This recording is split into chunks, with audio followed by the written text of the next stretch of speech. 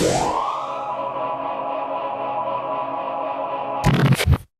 we're live. Another episode.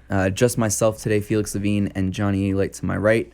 But before we get into it today, we just want to remind you to subscribe to the YouTube channel if you haven't done so already, and also our brand new Patreon channel. We made that switch over from our previous host, which was Crime Flick. And if you haven't made that switch over to the Patreon, if you need help doing so, you can reach out on our Instagram at Johnny and Gene Show, or even personally at Felix.Levine.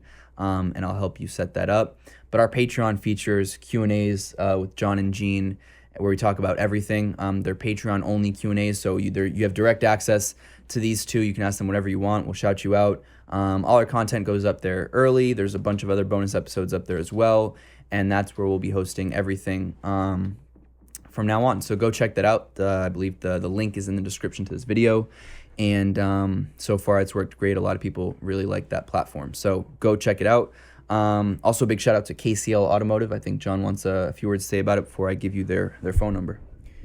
KC Automotive is a company I invested in with my cousin Steve and Dave in East Stroudsburg, PA, 98 Henry Street, East Stroudsburg, PA. We do inspections, we do automotive work, we do body work. We sell used cars, and we sell buy here, pay here for people that don't have credit. So any need you really basically need for your car, it's a one-stop shop, 98 Henry Street, East Stroudsburg, PA. And their phone number is 570-534-8497 if you're interested in that. Today, we've been getting a lot of questions over the course of the months of the show. People really want to hear about life on the run. You've talked about it in previous episodes, I think, just touched on it, and in other interviews you've done. But today, that's the main focus. You spent a lot of time on the run. I don't even think people really realize that part. And I don't even know that part of your life. Will you talk about maybe first, I guess, the first time you were on the run, and what, people have an idea of what being on the run is from the movies, what it's actually like in real life. Well, in real life, when you're going on a run, obviously, if you're just running at the spur of the moment, it's a little different than what I put together.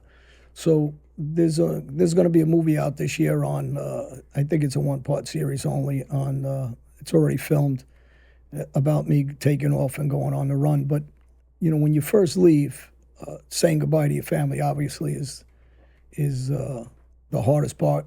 I had 4 children at the time, babies. So it's very difficult to leave your family and make that decision. You're going to choose the mob world over your own family and your own kids. And that's probably the hardest decision I ever made in my life. And I chose the mob world. So when I made that choice, I knew I couldn't say a really good goodbye to my family. I couldn't let them know where I was going for a lot of reasons. One, because they might have talked by accident. And the other is because I didn't want to hurt them, let them thinking I was taking off and not knowing if I was ever going to come back. So that was probably the most difficult situation and position I ever put myself in. Now, you talked about having to make that decision. Do you know that something's going to happen before that event where you decide to, I'm going to go on the run? Like, what was going on, I guess, that first time that made you need to have to make that decision? Well, for the people that don't know, I had several cops that worked for me. One of them was the ex-detective Phil Baroni, who was like a right-hand man to me. He was my partner in everything, murder, loan sharking, drug business, bookmaking. And he's the one that tipped me and gave me good information when Gotti and Sammy were going to get locked up. And so they knew ahead of time they were getting locked up from Phil's information to me, who also later on gives me information that there's several indictments coming down and there's subpoenas going around pulling in people that were testifying in grand juries against me. So I knew something serious was coming down from the detectives that I had working for me. And what year was this? This was about 2002 when I first got the first information, but I don't run till about 2003 of March. So you get this information, and at the time that you get it, are you fearful? Are you, not sure if it's really going to happen? I mean, what's going on in your head? Did you imagine right then and there, okay, I'm going to go on the run? Well, there's always trepidation when you're going to go and you're in a position on the sea. You got to really because this is not a small move to take off. I'm not a guy like a lot of these guys. They'll tell you they went on a run. They went to the Poconos or Florida. They don't have the understanding of the international movement that I did as an Albanian, as a guy that had family around the world. So I had a different mentality to really analyze from when I first got the information in 2002 to when I made the move after I got out of jail again, because I was in and out for violations and new cases. And I got out in 2000. I went back in 2001 and 2. In 2002, I made the decision to start putting money together, handle some business I had from my family in the States with my businesses and houses to make sure that they would be okay financially, and transfer money around the world slowly without anybody realize what I was doing. So who do you go to do all these things? Obviously, I have a great relationship with my father. People know that, they read some of the books and they talk about me and my dad and, what a hard guy he was with me as far as not education, but at exercise and fighting. And I laugh at that because he trained me to be a survivor. He trained me to be an athlete. He trained me to be a winner, not a loser. So those are the qualities I love about my father. So when somebody hears those, the way I was raised, okay, with education, he didn't know any better. He grew up with a third-grade education from a communist country, Albania. So he didn't understand the importance of education, but he did understand the importance of survival and being tough. And those are the qualities that made me survive through the streets, through jail, through Brazil prisons, and on the run. So then, when you're pooling together money, first of all, how much money were you needed to pool at that point? Well, that's a good question, because how long are you going to run for? Yeah, so how do you know? You're trying to set up a funnel of money that can go to you without contacting people, because I knew just exactly what happened. When I go on the run, there's going to be people that are in my inner circle that are going to rat me out. I know that there's people in my inner circle that are going to steal my money because they know I'm gone. And I know that there may not be able to be contact to my family because if I do tell them where I am, endangering them by law enforcement, if that indictment comes down, that they're harboring a fugitive, excuse me. And so I knew that when I put this money together, which I did, I opened up a bank account through Canada into Cuba, and I placed, I think it was around 60 or 75,000 in those bank accounts, so I can get access from a country that wasn't well perceived or relations with the United States, which was Cuba. The other one was my country, Albania. And then later on, I developed some movements in Venezuela with passports and some friends I had there. So I had connections internationally to help you with some of this, and I placed money around the world where I had probably around $250,000 at that time in international money, so I knew I could survive for a while. So how many total different countries are we talking? People always question when you say, well, I always say, around 20, because let's ramble them off and see how many there were. There was Albania, there was Greece, there was Turkey, there was Italy, there was the Cayman Islands, the Canary Islands, West Africa, Belgium, Argentina, Paraguay, Uruguay, Cuba, Colombia, Brazil, obviously, Jamaica, Aruba, St. Lucia, some of the islands that I was also in. So there was tons besides Amsterdam. I counted 17 just there. Well, Amsterdam, Denmark, Spain. Let's Wow. leaving some. You had Switzerland? Germany, Switzerland. So it was about 22 countries, I guess. So how do you know to keep track of 22 different bank accounts is It wasn't 22 bank. It was 8 passports. It was friendships. I have very good friends in Switzerland. I have friends and family in Germany. I have family in Brazil. I had family in Albania. Cuba, I had a very, very good friend, personal friend that was in Cuba. Canada, I have a lot of connections and friendships. So I used Italy. I had some, obviously. Greece had one only. Cayman Islands, I had a lot. West Africa, we left out where I bought 5 passports. I had a very good government official that was very friendly with me. So I had a lot of connections around the world that these people were helping me with passports, with movements, the cartel in Colombia to help me move into an army base in Venezuela. So those connections I used to, obviously unilaterally move around the world. So sometimes it wouldn't just be a bank account; it'd be someone that you knew there that was holding money for you or something of that nature. Yeah, I moved money. I used internet access in my favor.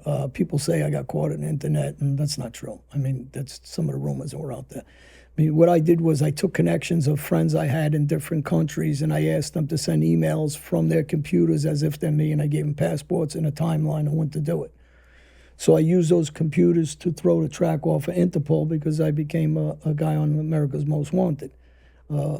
And so I understood the movement, and you hear me talking about a lot of these guys that were also on America's Most Wanted that were at that time against me, that got caught on the run and different things, and it was the Giannini crew and some of those guys.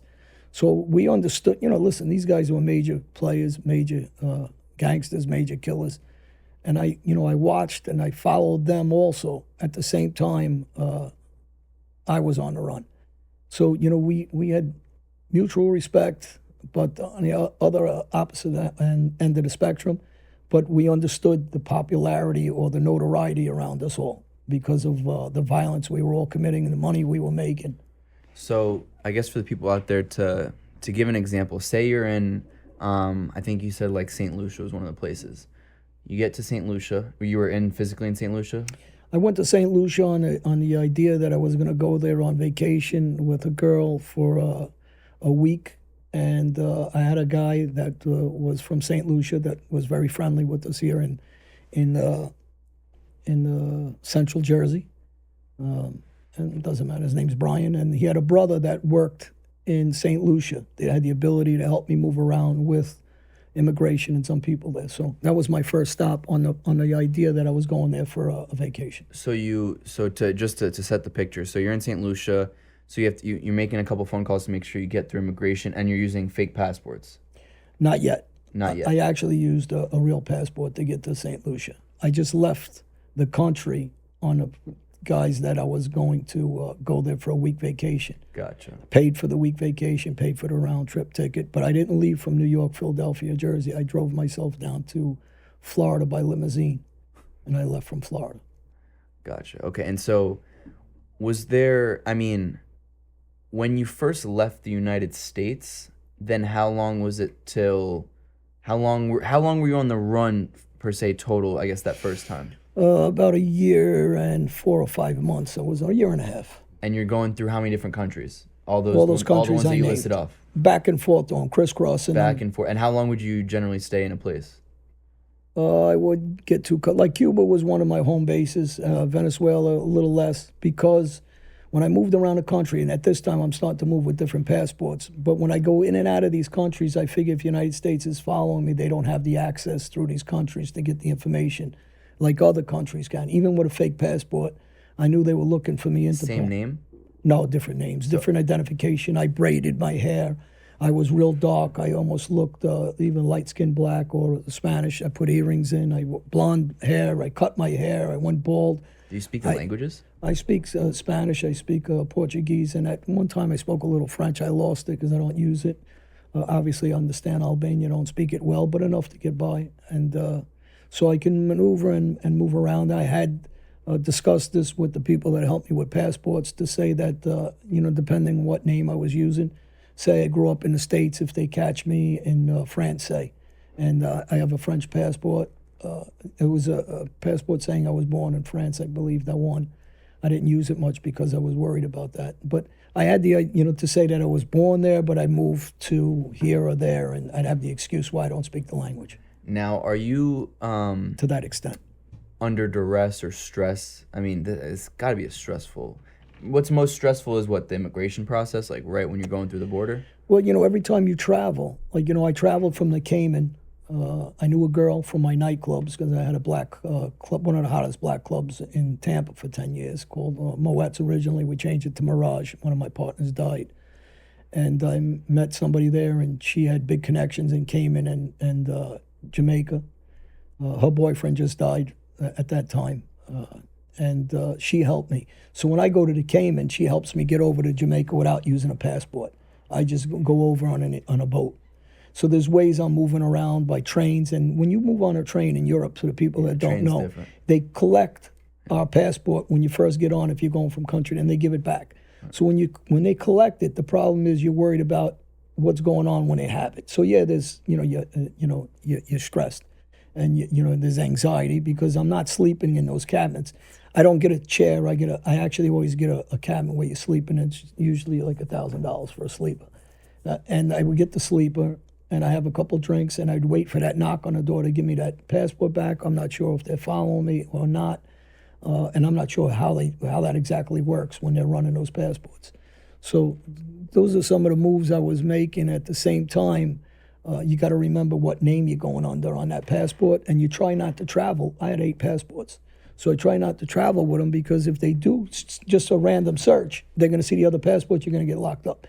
So I try just to take 1 and sometimes 2, just in case I had to maneuver out of a country under another one.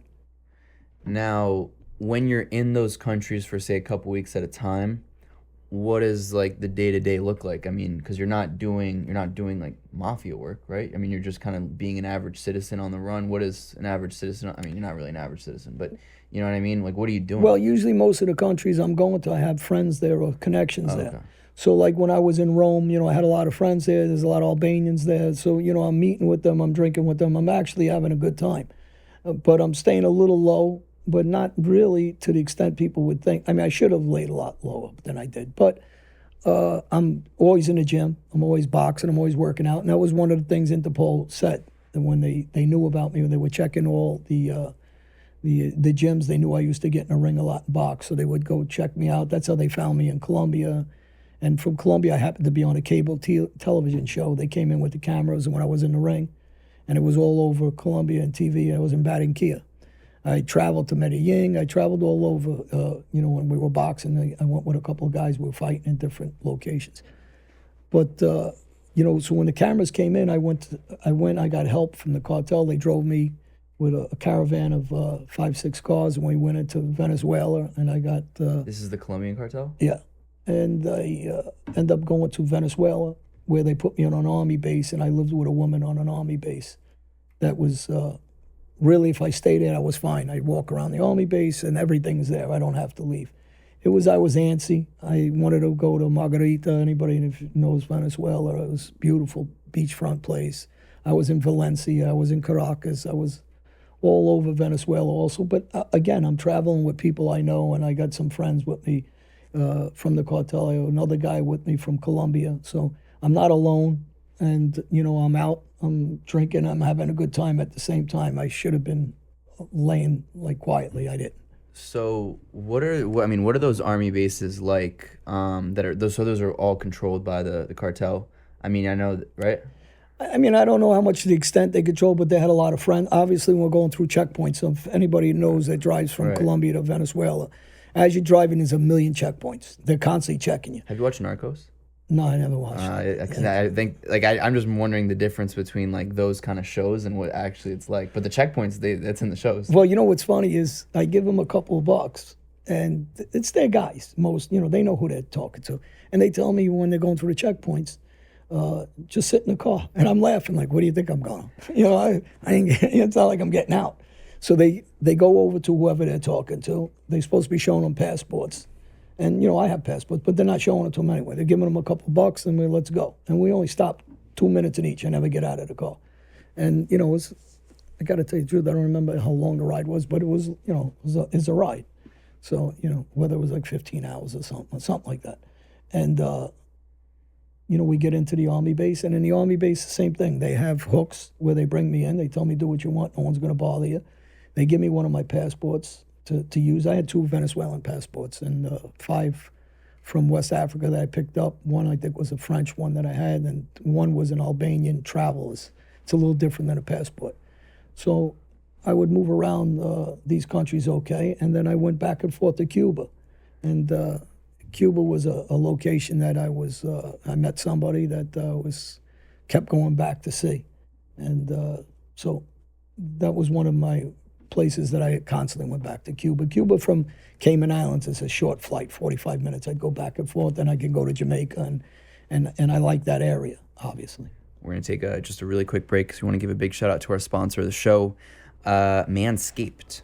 The Johnny Jean Show is brought to you by Manscaped, who is #1 in the world for everything below the belt. For all you gentlemen out there, the Lawnmower 3.0 is their advanced skin-safe technology trimmer, which helps reduce grooming accidents.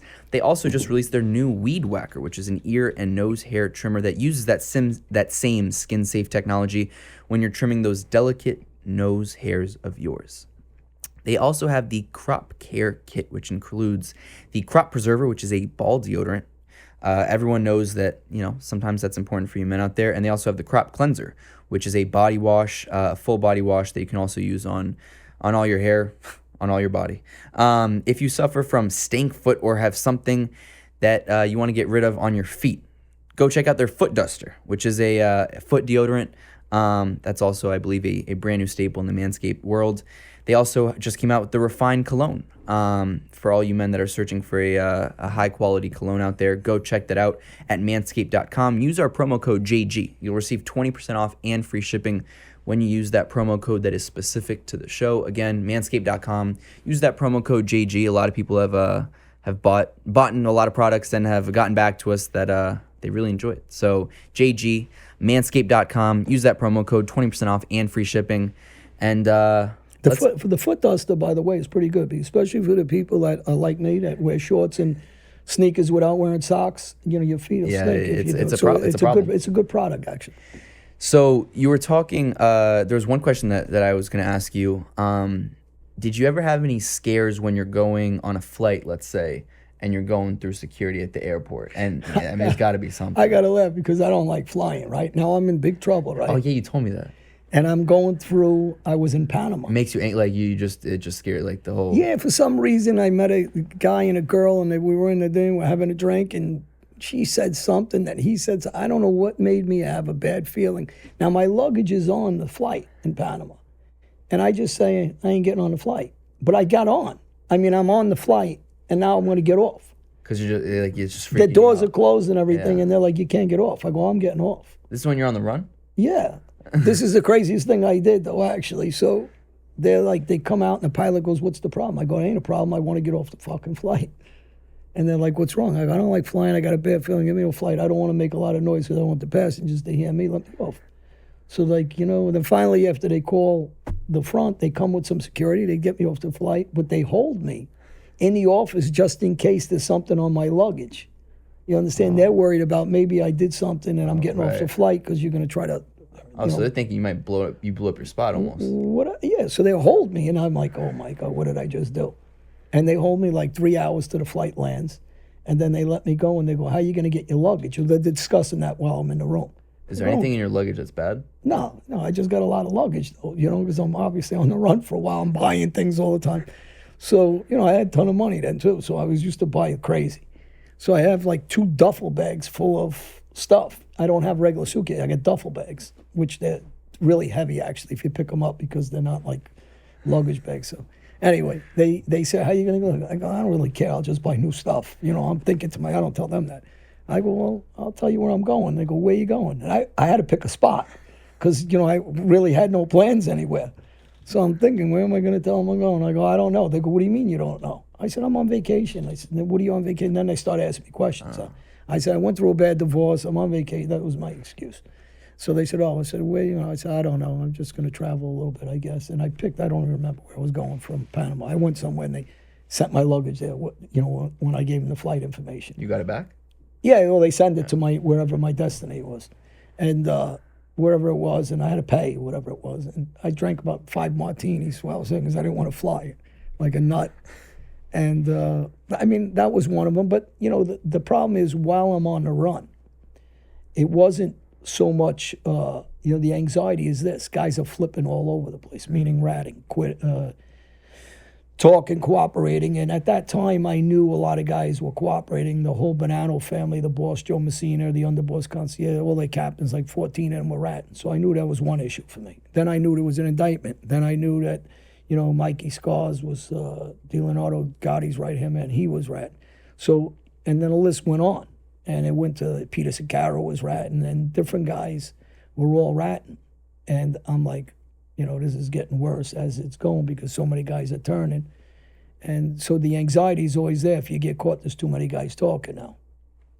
And, you just take it day by day. I mean, that's, the way I looked at it. So was there ever a moment where either like American law enforcement came and found you or the...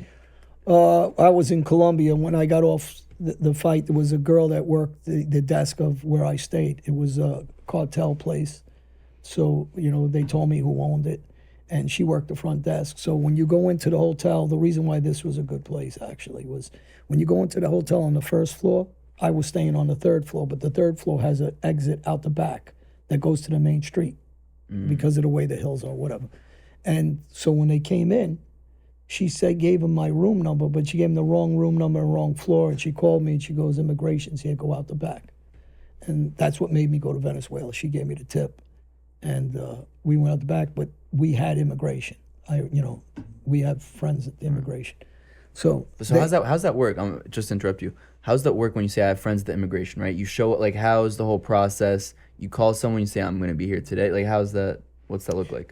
Well, it's not me. It's their connections. But it was I say we, meaning them. They had connections for me, so they know I'm coming in and they're going to make the process easy for me when I go through immigration. Nobody's going to give me a hard time because I'm going to go through to their guy. Their guy knows I'm getting off the flight, what flight number, everything, and he gets me through. Same thing when I was in Jamaica. I would come over because the girl that was helping me in the Cayman Islands in Jamaica, Debbie, her uncle worked immigration for Jamaica. So I just get on a boat and go over. It's not that easy for the average person. I was on cargo ships. I mean, I've been on everything moving around in different ways with help of different people. So are you assuming when you're on the run at that point that that's your life forever? Well, when I went on the run, in my mind, to convince myself to go, I said it'll be 5 years. In 5 years, witnesses die, law enforcement retire, prosecutors move on. And I figured, all right, in 5 years, maybe it won't be as bad as whatever it is today. And, I had friends like Klaus Markovitz who were filming now a life story about him for television. It's 6 parts, a pilot. So I'll be flying out of the country to go do this with him. And he's one of the guys that was in Brazil Penitentiary with me. He got caught with 2 ships of 40,000 kilos at the time from Denmark. He's probably one of the biggest movers in Denmark. And he's the one that helped me with the connections to West Africa. And he did, I think, 16 years on his case in that country, which is like almost like a life sentence there. What was your time like in West Africa? I had a good time in West Africa. Actually, I mean, the guy that took me to West Africa, everybody's a lot of Muslims there, and the horns go off and everybody's praying. And I look at him and I look up, and he's like, during everybody's praying, it's lunchtime, and we're in a big mosque. And I look at him, and he's making the eyes like shut up. Nice guy, really nice guy. And then I says, I just looked up and I says, listen, I'm pretty tan. I said, I'm not that white. I says, but in this crowd, I look pretty white here. So he was laughing. We come out of the mosque, and we're walking around, and we start talking, and he tells me he lives down this road.